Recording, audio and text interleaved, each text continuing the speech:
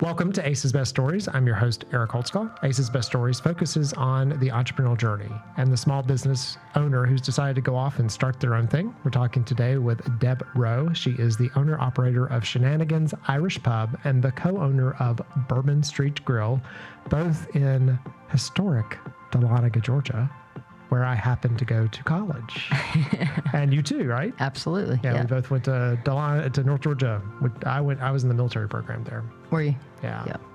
North Georgia College State University, now University of North Georgia. Oh, yeah. Yeah. So tell us a little bit about the different places. So Shenanigans is an Irish pub. Yeah, I would say Shenanigans has definitely successfully become the local Irish pub of Dahlonega, which is really awesome. It truly, in my opinion, kind of is the public house that, Irish pubs are supposed to be. It's heavily supported by the community. And we do everything from, Irish fare to pub food to great seafood dishes, since Ireland is, in fact, an island. Yes. So yeah. And then Bourbon Street Grill is kind of our take on traditional New Orleans fare. Okay. So. All right. And so talk to me, the concept of an Irish pub. Is that it's supposed to be a place that I go to hang out on the weekends? Yeah, absolutely. I think, if you look at traditional Irish pubs, they really are kind of the hub of the community. It's a place you can go to for anything from weddings to wakes and everything in between. Extremely family friendly and, yeah, it just kind of encompasses all things. I will say we see a lot of people multiple times a week that come in for lunch and dinner or to hang out and have drinks and stuff. We have entertainment almost every day of the week, except for Tuesdays and Sundays. Oh, yeah. Yeah, and that's one of those things, those local places that you go into that the owner knows your name after the first or second time you've been there, and you just feel like you're not really feel like you're visiting a restaurant, you're visiting kind of a familial place. Yeah, it's definitely become a bit of a destination, and a lot of people have described it sort of like a Cheers. Oh, yeah. Right. That's awesome. So talk to me about your background. So did you grow up saying I'd like to... like 5 and no, I heard my first lemonade stand was an Irish pub. No, one time I heard somebody describe it as being a closet entrepreneur. Okay. Which I guess that's what I was, because I just didn't necessarily have that vision or ever saw that for myself. But, I went to North Georgia College, graduated with a BS in criminal justice and a minor in chemistry. Okay. So I did eventually convince my mom that being a cook did kind of use the degree because of the chemistry. Yeah. She didn't really buy it, though. And not sure how you worked in the criminal justice side, but... Yeah, well, if you've ever known any employees of the back of the house of a restaurant, it actually has come in. And you are running a pub, so there you go. Quite handy. So, but yeah, I took a little time off when I graduated college and moved out west, and I was actually supposed to do housekeeping at a ski lodge. And I got along really well with the chef that had been there for 25 years, and so they asked me to go in the kitchen with her, and it just started there, and I started cooking and doing kitchen management, and I just never stopped. Never stopped. Yeah. So you sort of found your thing. Yeah. And so that transition, though, so you went and did you start Shenanigans first? Was that the first thing, or was the... No, I worked in several restaurants, usually for about 2 to 3 years at each one, some in Colorado, some in Florida, and then back up to the Dahlonega Square. Okay. I actually, my last stint as a kitchen manager, I basically swore off restaurants. I went and worked for about a year on a horse farm. Okay. Decided that's what I wanted to do. I wanted to feed horses, not people. They tend to be nicer. They don't complain as much. Yeah. But so the people who did the build out on Shenanigans, Greg and Raylan Harmon, brought me into the kitchen. They've started several businesses on the Dahlonega Square, but only their second restaurant. By no means were they foodies or anything like that. So they really liked what I was doing. And for the first time ever, selling a business, really pushed me and wanted to owner finance me so that I could actually do it. Yeah. There was really no way that I'd ever be able to at that time in my life without, their help and them being able to kind of risk it a bit. They did want a substantial, down payment, or what I thought was substantial at the time. I think it was like it was 30 grand. Yeah. And so I brought on a couple partners who had better credit than me at the time, and we found ACE loans, and they helped us get that initial down payment. And in October of 2008, we signed the papers, and I think it was literally the next day that the economy tanked. Oh, you're kidding. Yeah, but I don't know. That's one of the great things about a pub. Is people are going to eat and drink. Yeah. Things are reasonably priced. Yeah. Alcohol is good in the bad and in the good, right? Well, in the whole community sense of it, people like to go out and, talk about things that are going on, and the pub is the perfect atmosphere for that. Yeah. So so from a timeline perspective, did the previous owners have decided they wanted to get out of this business and offered it to you, or you were like you wanted to buy it from them? Basically, they wanted to get out of it. Okay. They're, they do startup businesses, usually hang on to them for about a year and a half, and then sell them. Okay. So that's sort of their since I was doing, Yeah. I guess, a pretty good job in the kitchen, they thought that I would run it well. Yeah. And it's honestly been successful beyond my wildest dreams. Well, that's So, awesome. Yeah. That's fantastic. So tell me about, restaurants are a thing that I've always been interested in. So my grandfather was a big restaurant guy, and remember one of my childhood memories is going out to visit him. He lived in Dallas, and we went in, and because he owned the restaurant, we got everything on the menu was brought to the table. And Yeah. when you're 10, like there's nothing cooler than every entree in the restaurant showing up on your table. And I'm like, yeah, I want to own a restaurant, right?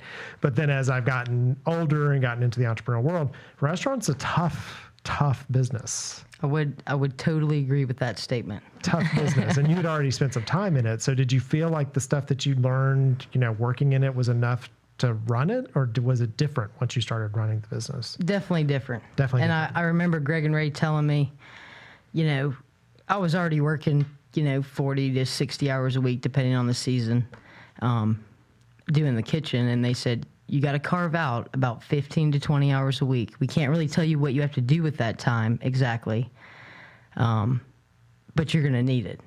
And it's everything from, the deposits and the financials and all that stuff to just putting out normal everyday fires. And I thought I knew a lot about it, but being a back of the house person strictly up to that point, there was a enormous amount to learn about being in the front of the house.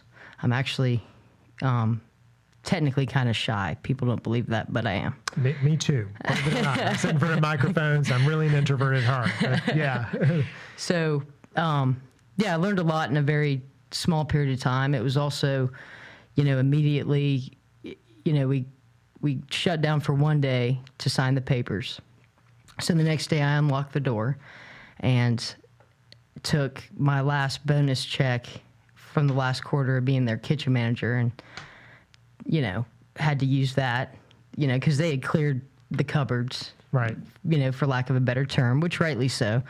But I'll never forget writing the first check to one of the beer delivery companies, and it was like a $300 check, and I was like, oh my God, I don't even know how to do this. And now, now that it's grown so much that that's a very common occurrence. Right. That would be actually a very small invoice at this point. But I learned a lot in a really short period of time, and it's been really fun. It does take, an incredible amount of effort, especially if you're going to do it right from the beginning. There were not very many days off in the first couple years, and it just takes a lot of attention. But when you have a passion for it and you love to be engaged in it, it makes it come easier. Yeah. Yeah. Well, I tell people that, starting a business, it's the first 3 years, first 1,000 days. it's going to suck. Yeah. Right? You're going to do it 24 hours a day, 7 days a week, and eventually it gets to a point. And if it doesn't, you're doing something wrong, right? Yeah. Like, but you really should. You're going to be so involved in it at the beginning, and especially as you're getting to know new things and those types of things. And so during that period of time of learning that, did you have resources you could reach out to help you with that? Were the previous owners around to answer questions? Or Yeah, the previous owners, definitely were, only a phone call away. And, at the time it was just me and one other cook that worked in the back, and then somebody else on the weekend. And then I think there were 4 servers. Yeah. So, and it was a great little team. And, we were very close knit, obviously. Right. And, you just kind of, when you're building a good team, I think it has everything to do with, learning off of each other, because everybody has experience and everybody has an idea. Right. And when you're growing a business like that, you kind of need that as much as possible, And so my assumption is that by the way you bought the business, it was smart because you already had you had a customer base that was showing up. Yeah. So that helped because you kind of could carry the name forward, and it just was under new ownership. Yeah. I think our biggest hurdle was overcoming the Irish pub. A lot of people view an Irish pub as a bar. Yeah. And it was overcoming that, and the fact that our location is actually 1 block off the square. Okay. So technically the foot traffic, wasn't something that just came to us. Yeah. But, it was pretty slow. When you can have one person cooking in the back, doing all the prep, cooking, and doing the dishes, you usually end up with some time on your hand. Right. So, we would do deliveries on the square, anything that was in walking distance, and really tried to get out in the community and let business owners know that this was here, and we're kind of trying to take it to a new level. And I'm obviously sincerely passionate about the products that we put out. Yeah. And that getting out and getting those business owners, so that was your first kind of letting people know that you were doing something different. They're the ones who were going to help you spread the word. Which worked great, because that was another thing. When I'd have to run to the store to get tomatoes just to get through dinner, because that's how thin we were running financially. Yeah. Couldn't order a case of tomatoes. I mean, give me a break. Crazy. Yeah. Right. So we didn't have much of a budget for actual marketing. Yeah. So another thing that I did was get involved with just different community events. Like one of them that I still do is Hemlock Fest. And, it's a 3-day festival, camping and music festival. I just went out there with to-go menus and cooked some festival food. And, and it's stuff like that I really think generated the community getting behind us. And in my opinion, that's still the best marketing that we can ever do. Awesome. Well, we're going to take a commercial break, and when we get back, I want to talk a little bit about what advice you'd give to someone else if they wanted to follow your path. So we'll talk a little bit about that. And then how Bourbon Street Grill came part of the whole portfolio of what you're looking at. So we're talking to Deb Rowe. She's the owner-operator of Shenanigans Irish Pub and co-owner in Bourbon Street Grill. You're listening to Ace's Best Stories. I'm your host, Eric Holtzclaw. I'll be back in just a minute.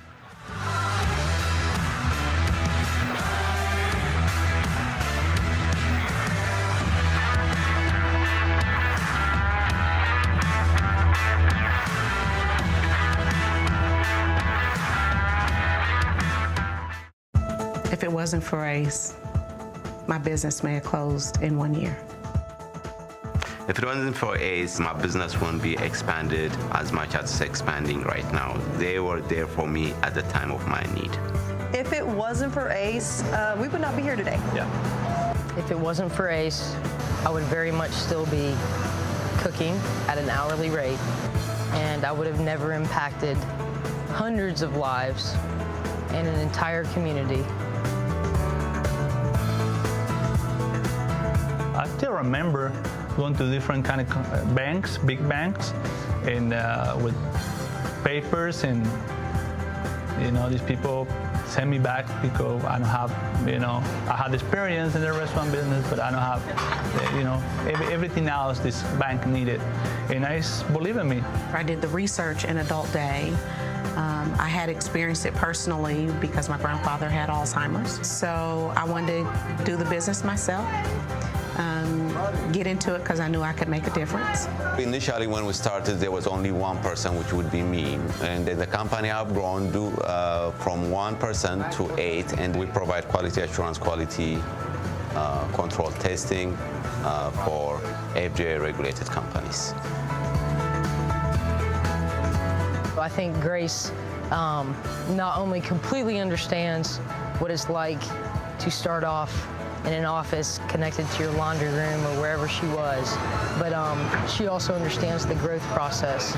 And I think that she does an excellent job of making sure that everybody who works with ACE has an understanding of the kind of struggles and celebrations that you can have. ACE has helped us with putting our business idea into the market, working with us with the business actually working, actually showing us, guiding me personally how to solve some of my marketing issue problems or with the business planning. You don't meet many lenders that are invested in your success. And from their classes or presentations, seminars, they really do have a vested interest in your success. The best advice I can do to small business owners is follow your dreams. Always follow your dreams, follow your heart. Have a plan. Just because you have a passion for it doesn't mean that you can start a good business. Get ready for the ride of your life, and definitely make sure that you look out for fantastic resources like ACE. ACE is a way to go. You're just the best. I really are.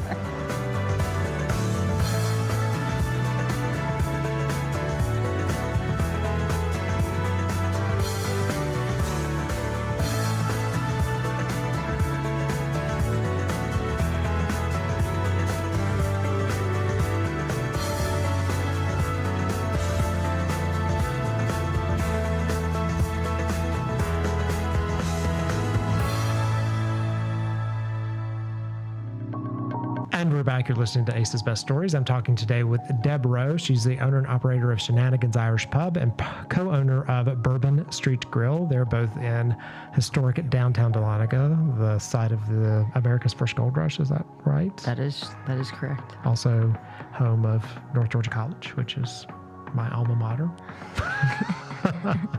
So that's what happens when you don't move far away from where you grew up. So we were talking before we went to the break, you took this business over. Tell me a little bit about how Bourbon Street Grill came to, you're co-owner in that, right? Mm-hmm. So did somebody want to start something and you decided to participate, or was it already going? Like, how did you end up deciding to participate in that business? Actually, it was kind of funny because the people who did the build out on Shenanigans, I told you they had only two restaurants at all the businesses they started.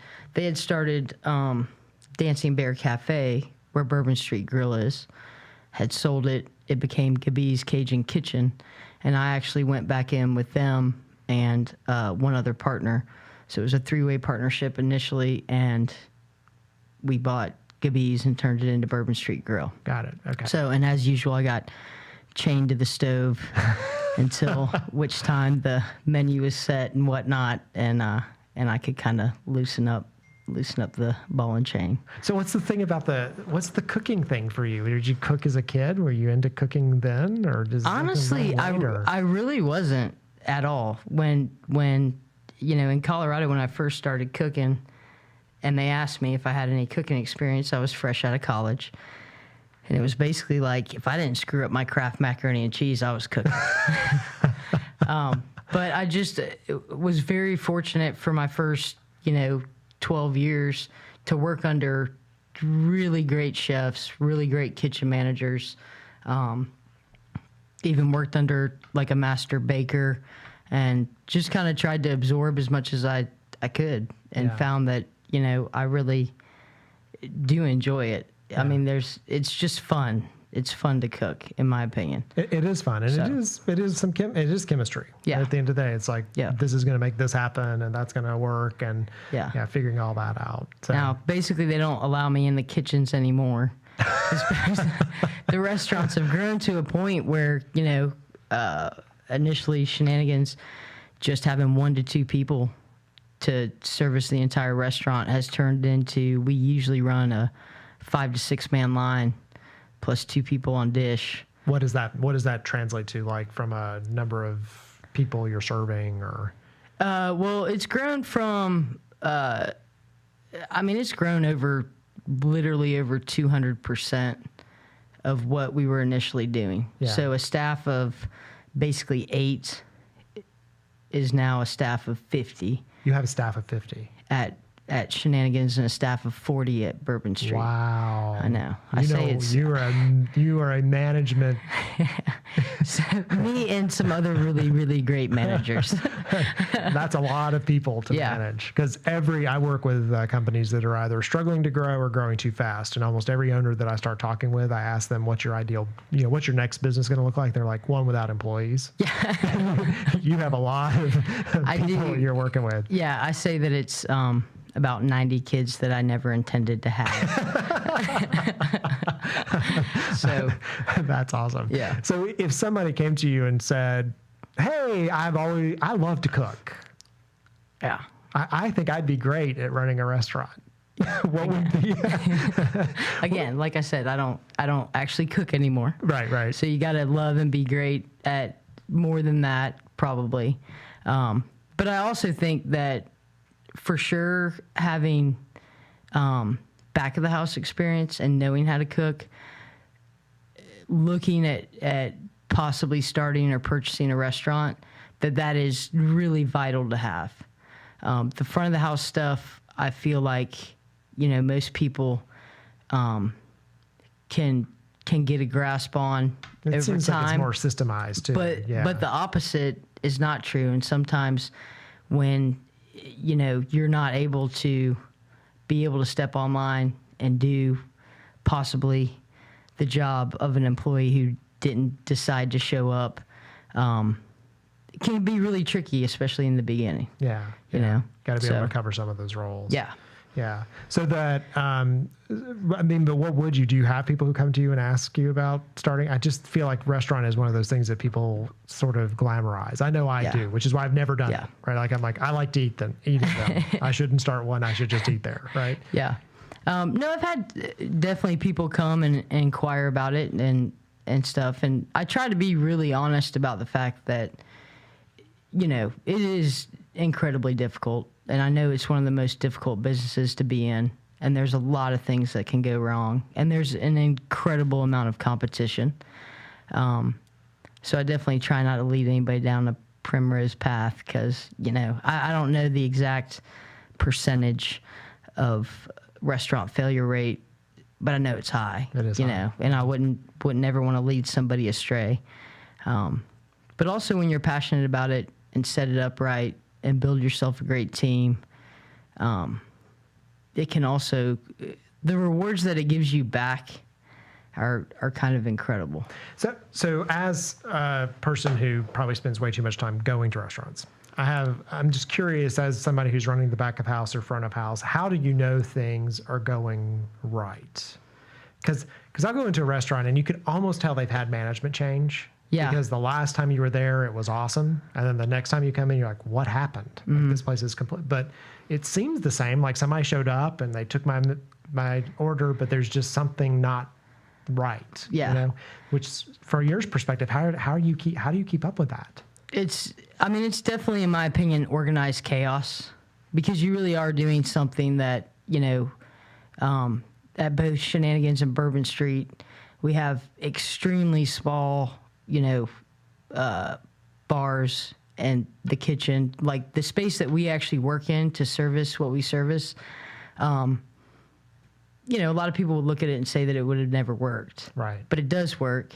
But I think it definitely takes from I've been lucky enough at both places to have my upper management team has been with me at Shenanigans. Beth has been with us. Literally, she was my first hire when we purchased the place.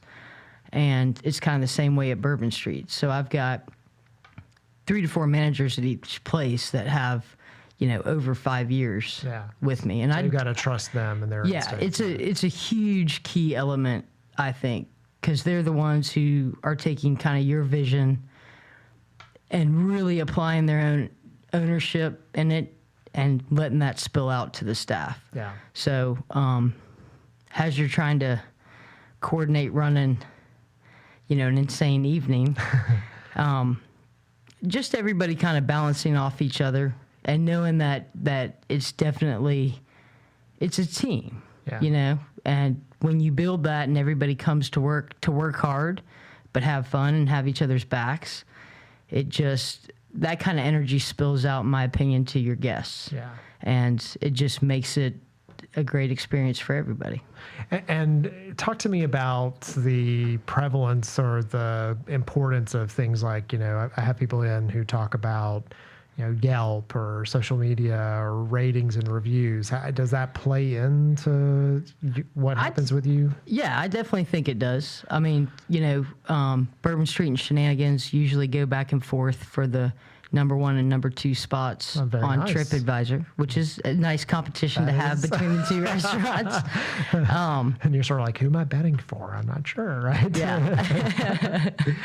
And then Facebook, we use Facebook a lot. It's kind of interesting how the restaurants use it differently from one another, though. Bourbon Street definitely uses it to promote, specials and stuff like that. And Shenanigans has just, I know some people probably think I'm crazy that I'm not posting my daily specials, but we've got a fantastic friend of mine who's always done our Facebook page, and she just puts up something funny. Yeah, it's like a culture thing. Yeah, it's hilarious. And I think if I would start posting food specials instead, it would probably really upset people. So we just kind of keep it funny and lighthearted. Well, and it seems they've got almost maybe a different focus, right, as to what they're doing, because that Shenanigans feels local and community and all those kind of things. That's the play, and you want that. You want that fun friend, right? Yeah, absolutely. Yeah, that keeps up with something. So if you could go back and tell yourself one thing back at the beginning of either taking over Shenanigans or starting with Bourbon Street, like you get a time machine, you get to go back and say, hey, this is going to happen, or look out for this, or this is going to be harder than you expected. What would be that one thing you wish you could tell your prior self? Myself. I definitely think at this point, one thing I would tell myself is, even though it seems like a lot to take on your own, if you can really set yourself up right and, use companies like Ace and get a little bit more attached. I was so involved in operations, especially the back of the house, that I just didn't really pay attention to that. And, had a good partnership for 9 years and just got sole ownership of Shenanigans, a couple months ago. But for this much money that I needed them to get, I paid them a lot more money. So I think just really focusing on, because I ignored the office, I ignored the financials. That was just something that, as long as my percentages were good, it was okay. I rolled along like whatever. And I wish I would have gotten a little more involved a long time ago. Yeah, but that's a true for anyone, even if you're not running a business. I will hear people who work in corporate environments, and they say, "Well, that's not my job. Why would I care about how they do that?" Well, the more you know about how they do their part of their work, it impacts your part, right? Absolutely. It makes you more valuable later. So it's just a general life lesson, learning those different parts of it. It's definitely a pulse point, and it's definitely not something that I super enjoy doing. By all means, I have financial manager and an office manager, but we definitely stay very connected several times a week and they don't, don't let me lose my focus there. Yeah. Because it's hugely important. It's what keeps it all going around. Well, And- yeah, and definitely the restaurant space. One of my clients I'm working with does payment processing, and one of the payment processors had problems this week. And you could tell the restaurants that could handle that, and the ones that were like really, that was not a good thing for them. Right? Yeah. Like they had lost a day or so of deposits. They were being delayed. And you got to stay on top of those numbers. Yeah, Gotta stay on top of definitely. those numbers. Well, I wish you the greatest of luck. Thank you so much for coming in. Thank you. And if you haven't checked out the picture that we took, there's an awesome picture with to promote this show with the baby Our little onesie, Yeah, you our have little to- pub crawler. Pup crawler. You have to check that out. So I've been talking today with Deb Rowe. She's owner-operator of Shenanigans Irish Pub and co-owner of Bourbon Street Grill up in North Georgia, up in Dahlonega. So if you're up traveling there, you should definitely check them out. And tune in next week to Ace's Best Story as we bring you another story of an entrepreneurial journey or small business owner on their own path.